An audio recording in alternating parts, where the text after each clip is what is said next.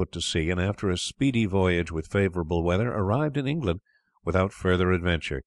Edmund's arrival at home was the occasion of great rejoicings.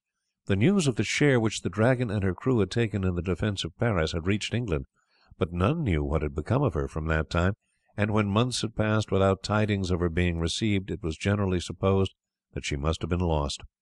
Her return, laden with rich booty, excited the greatest enthusiasm, and the king himself journeyed to Sherborne to welcome Edmund on his arrival there. "So this is the reason," he said smiling, when Edmund presented Freda to him, "why you were ever so insensible to the attractions of our Saxon maidens. Truly the reason is a fair one, and fully excuses you, and right glad am I to welcome your bonny bride to our shores." Alfred remained 3 days at Sherborne, and then left Edmund to administer the affairs of his earldom, for which a substitute had been provided in his absence. The large plunder which the Dragon had brought home had enriched all who had sailed in her, and greatly added to the prosperity which prevailed in Edmund's district. He found that in his absence Alfred had introduced many changes. The administration of justice was no longer in the hands of the ealdormen, judges having been appointed who journeyed through the land and administered justice. Edmund highly approved of the change, for though in most cases the ealdormen had acted to the best of their powers, they had a great deal of other business to do. Besides, their decisions necessarily aggrieved one party or the other, and sometimes caused feuds and bad feelings, and were always liable to be suspected of being tinged with partiality, whereas the judges, being strangers in the district, would give their decisions without bias or favour. Freda had, as was the custom, taken a new name in baptism, but at Edmund's request her name had only been changed to the Christian one of Elfrida, and Edmund to the end of his life continued to call her by her old name. She speedily became as popular in the earldom as was her husband. Siegbert, who had been christened Harold, took kindly to his new life. Between him and Egbert a great friendship had sprung up, and Edmund built for their joint use a house close to his own.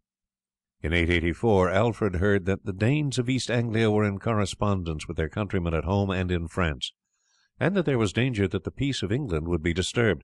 The thanes were therefore bidden to prepare for another struggle, to gather sufficient arms in readiness for all the able-bodied men in their district, and to call out their contingents from time to time to practice in the use of arms. The ealdormen whose seats of government bordered on the sea were ordered to construct ships of war, so that any Danish armament might be met at sea. Edmund was appointed to command this fleet, and was instructed to visit the various ports to superintend the construction of the ships, and when they were completed to exercise their crews in naval manoeuvres. The winter of 884 was spent by Edmund in the performance of these duties. The Dragon was again fitted out, and in her he cruised from port to port. Freda, who was passionately fond of the sea, accompanied him, as did Siegbert and Egbert. It was not until May in 885 that the threatened invasion took place. Then the news came to the king that the Danes had landed in large numbers near Rochester, and had laid siege to the town. The king instantly summoned his fighting array, and in a few days moved at the head of a large army towards Kent. Rochester was defending itself valiantly.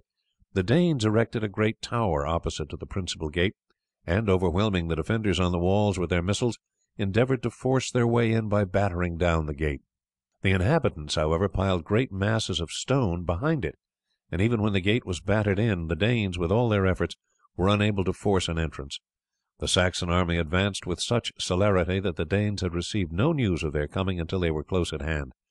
Then one of their foraging parties arrived with the intelligence that a great Saxon army was upon them.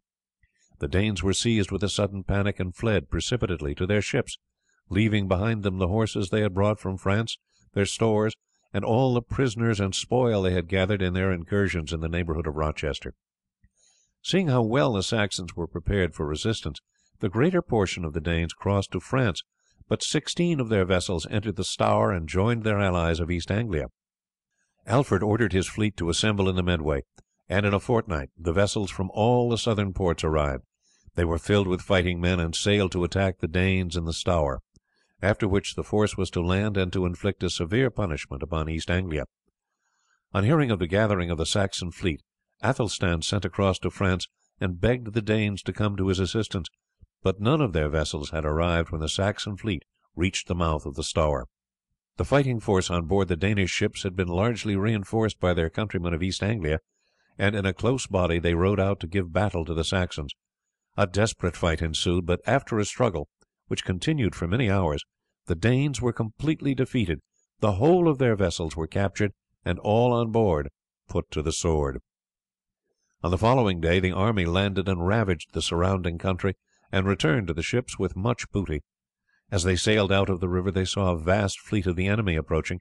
Athelstan had assembled his ships from all the ports of East Anglia, and had been joined by a large reinforcement of his countrymen from France. The Saxons were greatly outnumbered, but a portion of the fleet fought with great bravery. Some of the ships, however, being manned with newly collected crews unaccustomed to naval war, lost heart and made but a poor resistance. Alfred was on board the Dragon, which sank several of the Danish galleys, and with some of her consorts continued the fight until nightfall, beating off every attempt of the Danes to board them. Seeing that several of the ships had been captured, that others had taken to flight, and that there was no longer a hope of victory, Alfred gave the signal, and the Dragon and her remaining consorts fought their way through the Danish fleet and made their escape. The valour which the Saxons had shown in these two sea fights, and the strength of the army with which Alfred had so speedily marched to the relief of Rochester, greatly impressed the enemy, and although Rollo came across from Normandy to the assistance of Athelstan, the Danes concluded that it was better to leave the Saxons to themselves. Alfred in the following spring again assembled his army and laid siege to London, which was still in the possession of the Danes. Athelstan did not venture to march to its assistance, and the town, which had long been in the Northmen's hands, was captured. The greater portion of the city was burned in the siege.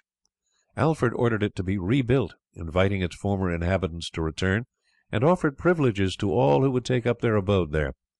The walls were rebuilt and the city placed in a position of defence. Alfred then handed over to Ethelred the ealdorman of Mercia. Peace was now made with Athelstan, and for some years remained unbroken. In 893 a Danish fleet of 250 ships sailed across from Boulogne, and landed in the Weald of Kent, which was then covered with a great forest, and there wintered, while the Viking Hasting, with 80 ships, sailed up the Thames and built a strong fort at Milton. Alfred stationed his army in a strong position halfway between the forest and the Danish camp at Milton, so that he could attack either army when they moved out of their stronghold. The Danes for many months remained in the forest, issuing out occasionally to plunder in the open country of Kent, Sussex, and Hampshire, but they met with a stout resistance from the Saxons, who had remained in the towns and in the country as well. After Easter, having collected a considerable amount of spoil, and finding the resistance ever increasing, the Danes moved northward from their forest, intending to march into Essex. The king's forces at once set off to intercept them, and overtook them at Farnham, where the Northmen were completely defeated. All their booty was recaptured, with their horses and stores. Those who escaped fled across the Thames and took refuge on an island in the Colne. The Saxons besieged them there, but when the Danes were about to surrender from want of provisions, the news arrived that the Northmen of Northumbria and East Anglia, with 240 ships, had landed suddenly in Devonshire, and had laid siege to Exeter. The siege of the island was at once raised, and King Alfred marched against the new arrivals, and advancing with great speed fell upon them and defeated them. Then hastily returning, he came to London, and, joined by a strong force from Mercia, marched against Milton, where Hasting had been joined by the great number of the Danes who had formed the army in the Weald. Hasting himself was away, but his army marched out to meet the Saxons. A great battle was fought, but the Danes could not resist the ardour of their assailants. Their army was routed and their fortress stormed. All the booty within it fell into the hands of the victors, together with the wives and families of the Danes, among whom were the wife and 2 sons of Hasting.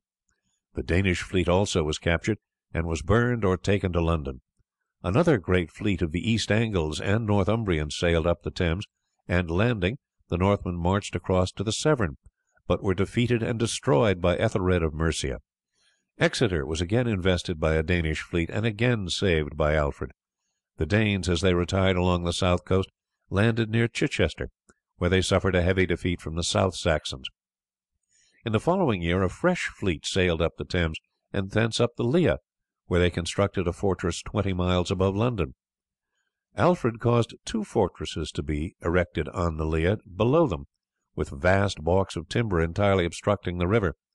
The Danes, finding their retreat cut off, abandoned their ships and marched across England to Quatbridge on the Severn. Their fleet fell into the hands of the Londoners, who burned and broke up all the smaller ships, and